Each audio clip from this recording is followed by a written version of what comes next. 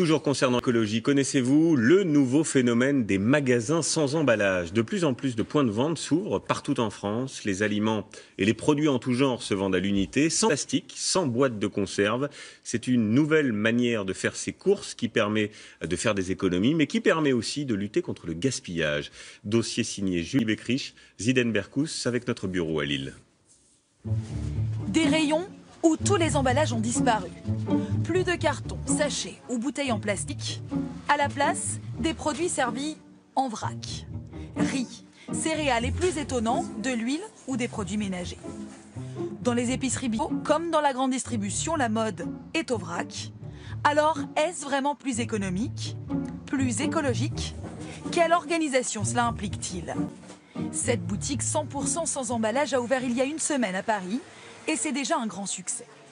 Cette étudiante de 22 ans vit seule. Trop souvent, elle a dû jeter des aliments qui lui restaient sur les bras. Ici, elle achète le strict nécessaire. Je prends juste la quantité qu'il me faut, ça me permet de ne pas trop dépenser à chaque fois aussi. Ça me dure généralement très longtemps le thé, donc... Du thé, des céréales et pour se faire plaisir, des olives. Pour ça, elle a apporté sa boîte dont le poids devra être déduit.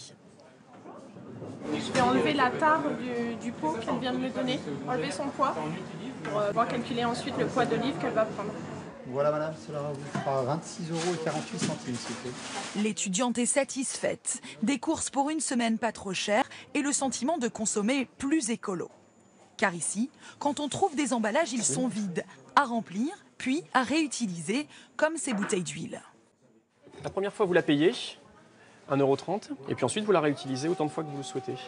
Le vendeur colle ensuite une étiquette avec la date limite de consommation, l'info indispensable qui figure d'habitude sur l'emballage, un système qui allège la facture. Voici. Les produits en vrac sont vendus entre 20 et 30% moins chers que les équivalents déjà embouteillés. Ensuite, en termes purement écologiques, cette bouteille en verre pourra être réutilisée 20 fois, 100 fois. Le vrac, on le trouve aussi dans la grande distribution au beau milieu des rayons classiques. Dans cet hypermarché de Dunkerque, ce client passe de plus en plus fréquemment par le rayon sans emballage, attiré ce jour-là par la fraîcheur du jus d'orange. C'est le fruit des oranges, quoi.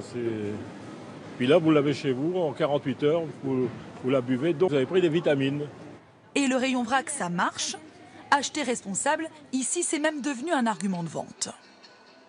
On surfe sur la mode, COP21 arrive, de plus en plus on parle du gaspillage, du développement durable, et là, nous on est l'allié du client, leur permettant aussi d'acheter que l'essentiel. Mais comment ces rayons vrac sont-ils approvisionnés? Ce petit entrepôt alimente 7 magasins spécialisés dans le zéro emballage. Ici, pas de palettes avec des paquets unités, mais des produits en très grande quantité stockés dans des grands sacs ou des bidons, comme pour ces produits d'entretien.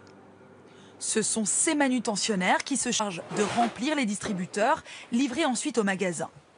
Par exemple, des silos de 7 kg de riz, avec une poignée qui permettra à chaque client de se servir lui-même.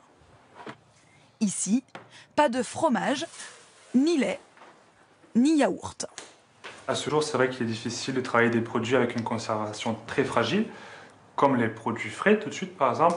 Et on va parler du yaourt par exemple, où tout de suite ça va être difficile. Avec ce système de distributeur, la mise en place en magasin devient un jeu d'enfant. C'est pour les clients que commence le travail. Ça demande un peu d'organisation au départ, mais je viens, là je savais que j'allais acheter du sucre, donc j'avais préparé mon pot au sucre que je fais peser à l'entrée. Pareil pour les pâtes. Je suis venu, parfois j'ai des petits sachets, j'ai plus de bocaux chez moi, je prends des petits sachets pour remplir avec mes poudres. Là j'avais plus de produits toilettes, voilà, j'ai pris mon paquet. Les professionnels du vrac s'organisent. Prochaine étape le 1er janvier. Ils préciseront les informations nutritionnelles sur leurs produits. Voilà pour ce dossier.